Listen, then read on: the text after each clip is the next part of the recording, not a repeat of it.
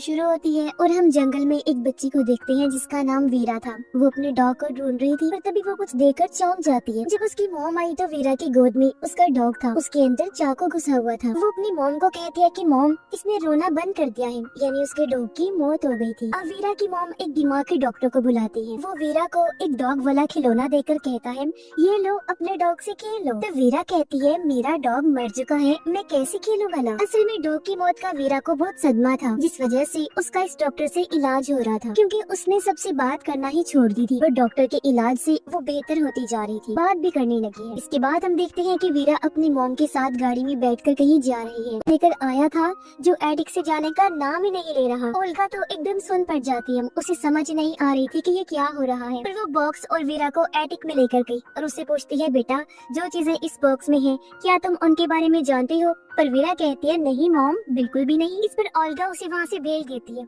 और अब जब उसने डायरी को देखा तो उसमें लिखा था कि मार्टिन की मौत हो गई है। ओल्गा फिर परेशान होती है, साथ ही उसे दुख भी हो रहा था कि मैं कुछ नहीं कर पा रही हूँ।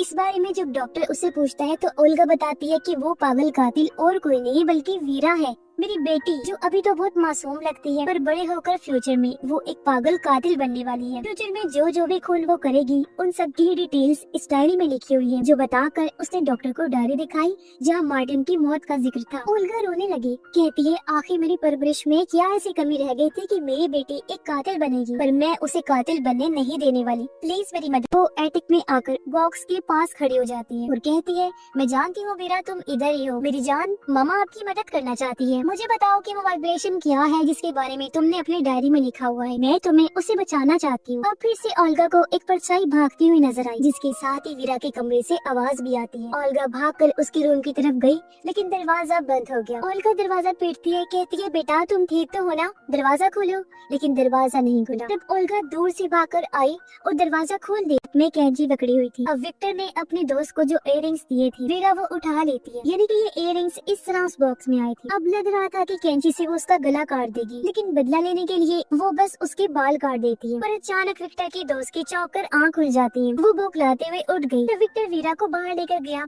उसे डांट देता है, ये तुम क्या हरकत कर रही थी, हाँ पागल हो गई हो। वो उसे और भी बुरा भला कहकर खूब डांटने लगता है। वीरा रोते हुए वहीं सीढ़ियों के पास बैठ गई, कहती है, मुझे मॉम के पास जाना है। तभी यहाँ ओल्गा और डॉक्टर भी आ गए। ओल्गा के पास भी इस घर की चाबी थी और जब वो अंदर आई तो उसे किसी के गिरने की आवाज आई और जब उसने जाकर देखा तो वहाँ विक्टर की लाश थी, यानी उसे मार दिया गया था। और जिस पहले कत्ल का डर ओल्गा को था, आखिर वो हो ही गया। ऊपर सीढ़ियों के पास वीरा बैठी हुई थी। असल में विक्टर उसे लगातार डांटता ही जा रहा था, जिस बात से गुस्सा होकर उसने विक्टर को धक्का मारा और वो किनारे पर ही खड़ा था। उसका पैर फिसला और सीढ़ियों में आकर गिरा और उसकी मौत हो गई। ये देखकर ओल्गा पूरी तरह टूट गई, फूट फूट कर रोने लगती है, क्योंकि ये पहला कत्ल एक ट्रिगर की तरह है कि अगर ये हो गया तो फिर बाकी कत्ल भी होंगे। और ओल्गा की लाख कोशिश के बाद भी कोई वीरा को कातिल बनने से नहीं रोक सकता। खैर, जैसे अगली सुबह हुई, एम्बुलेंस टीम, पुलिस सब आ जाते हैं। डॉक्टर ओल्गा से कहते हैं कि वीरा को नहीं लेकर जा सकती तुम, क्योंकि अभी इन्वेस्टिगेशन चल रही है। अब जैसे ओल्गा अकेली हुई, मौके का फायदा उठाकर चुपके से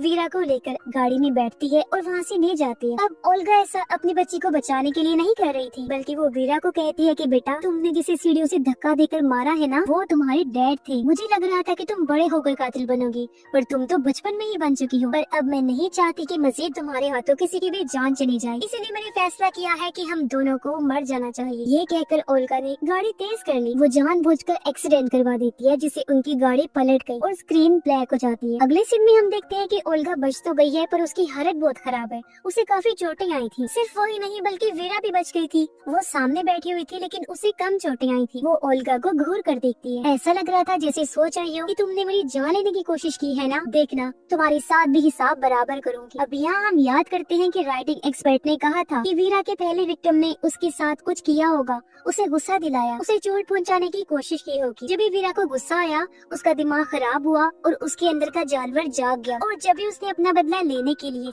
अपने उस पहले विक्टिम को मार दिया, जिसके बाद उस इन लोगों को मारने की लत लग गई, जहाँ बड़े होने के बाद उसने और भी लोगों का कत्ल किया। अब हम जानते हैं कि हालांकि हालांकि विक्टर वीरा की वजह से ही मरा है, पर उसने तो वैसे ही खुद से दूर करने के लिए उसे धक्का दिया था। मतलब उसका इरादा अपने डैड को मारने का नहीं था, यानी वो बस एक एक्सीडेंट था। पर जैसा कि हमने देखा कि ओल्गा ने उसकी जान लेने की कोशिश की, तो तब बदला लेने के लिए वीरा पहला कत्ल ओल्गा का करेगी, यानी उसका पहला विक्टिम और कोई नहीं बल्कि उसकी माँ है। वो पहला कत्ल उसका करेगी। और बॉक्स बार बार इसलिए एटिक में आ रहा था क्योंकि अर्थक्वेक आने से टाइम ट्रेवल यानी पास्ट प्रेजेंट का पोर्टल वहाँ पर खुल गया था, जहाँ से ही बार बार वो एटिक में आया जाया करता था। क्योंकि इसके बाद भी कई साल वीरा उसी घर में रही और लोगों के खून, उन्हें मारना पीटना सब वो यही करती, जिसके बारे में उस डायरी में सब कुछ लिखा हुआ है। और इस तरह ये लूप चलता रहा और बार बार बॉक्स वापस आने के पीछे यही वजह है। अपनी माँ ओल्गा का पहला खून करने के बाद वो आखिर पागल कातिल बन जाएगी जो सीरियल किलर होगी, यानी कि वो किसी को भी नहीं छोड़ेगी। और इसी भयानक एंडिंग के साथ ये फिल्म इधर ही खत्म हो जाती है।